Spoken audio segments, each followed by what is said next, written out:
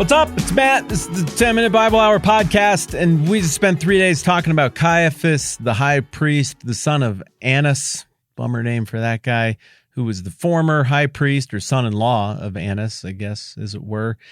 And I think after 3 days, it's a little easier to understand the pressures that Caiaphas was feeling historically, politically, socially, spiritually.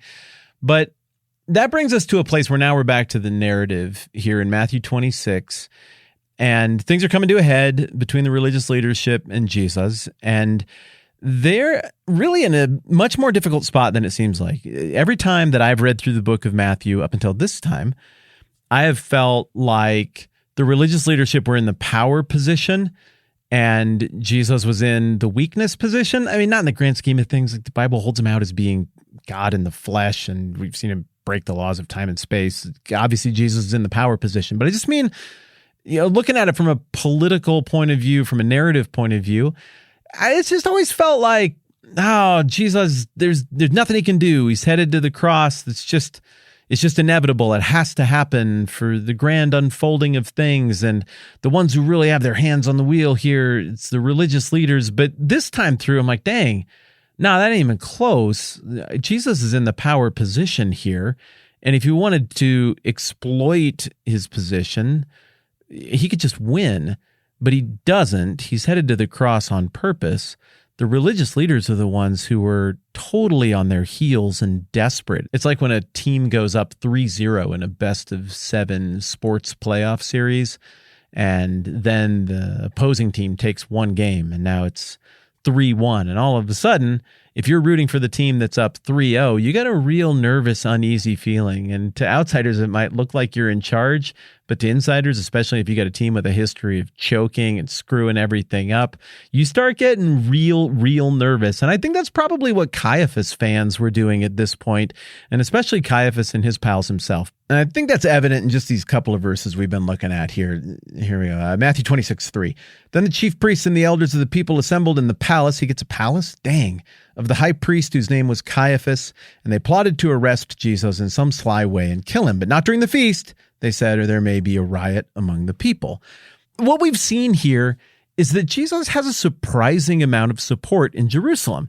Now, on paper, you would figure he would not, right? He hasn't been there very much. I mean, we know he made more trips to Jerusalem than Matthew records from the other Gospels, particularly John. But it seems like all of Jesus' support is up north. He's got a pretty good reputation up there. I mean, at the most, what we've seen from people is indifference.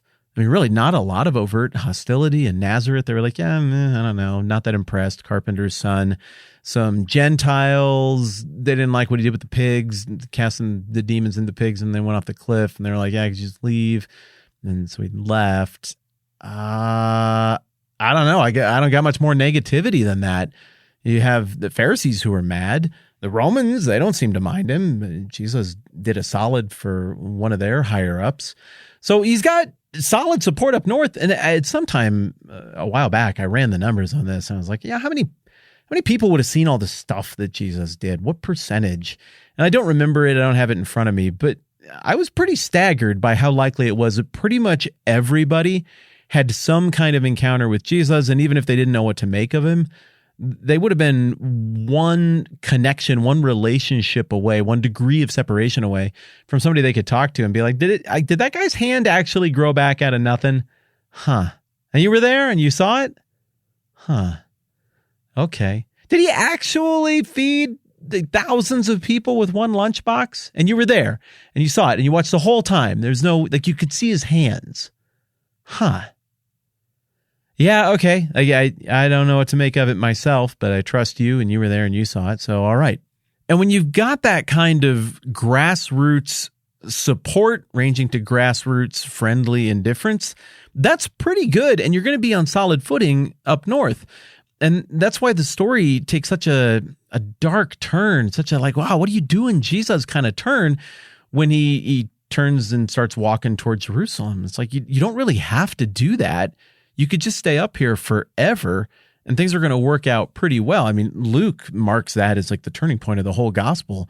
I don't remember exactly what the verse is. I used to know that off the top of my head, but it's something like, then Jesus turned and set his face resolutely toward Jerusalem. Dang, I hate that I don't remember that. That used to be like my Matthew 5:17 thing. Like, this is the pivot point, but I don't know. It's in there. I promise that actually happened and is a really important thing. Yes, I'm blatantly fumbling around to try to find it, see if I can save face. And the answer is no, I can't, but that's in there somewhere, and that definitely happened.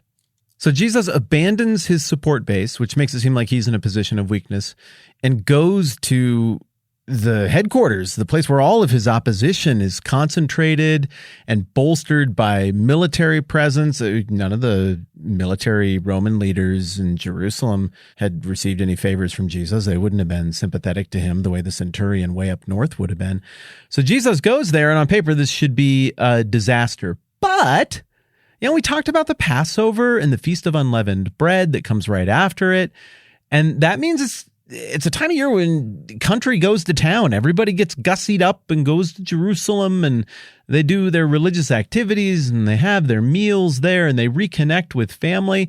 And that means a lot of Jesus' support base was traveling with him at the time. Maybe not like literally in his party, but they were making the same migration as Jerusalem was swelling for these events.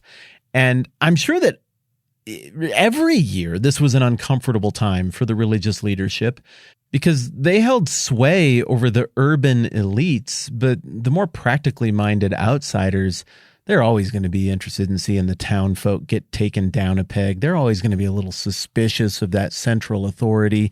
And now add to that the most credible messianic claimant that anybody could remember ever having come down the pike. And that adds up to pressure on them. Jesus receives a super warm reception on his way into town in chapter 21. The little children are all calling him the son of David. When the religious leaders ultimately confront him and get mad about all that, he deftly maneuvers around their stupid questions. He calls them out for things that the country come to town crowd, as well as the people who are just playing along, even though they live in Jerusalem.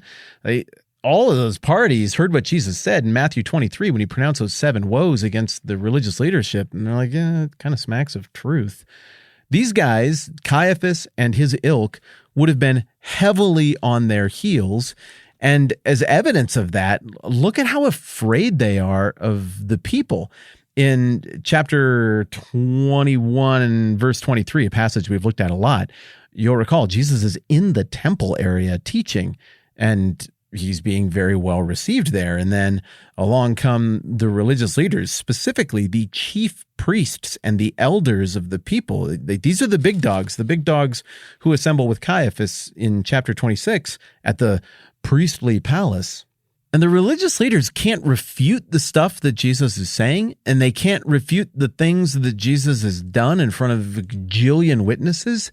So instead, they go with one of the limpest of all arguments, but unfortunately, this is an argumentation style, which is really a logical fallacy that has become very popular around here in our culture in the last few years. They show up and they go with, where do you get off? By what authority do you do these things? And who gave you this authority? Now, this appeal to authority fallacy that they're employing here is a really tricky one and deceptively effective, because what it does is it exploits this ring of authority that gets created. And the circle of authority works like this. Like, one group says, we have authority because we did some paperwork.